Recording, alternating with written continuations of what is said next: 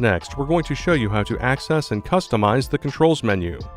To access the controls menu, press the menu button. Here you can view all of the preset controls. To customize the controls, scroll down and select Edit.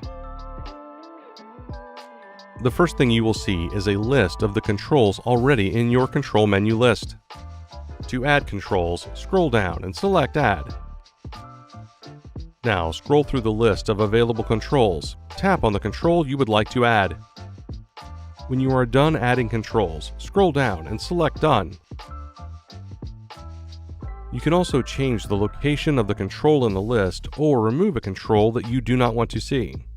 To do this, begin by selecting the control you would like to reorder or remove. Scroll up or down to reposition the control on the list. Tap on the check mark to place it in the list.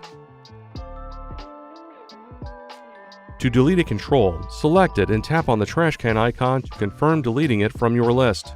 Repeat either of these two processes until the controls menu is ordered to your liking.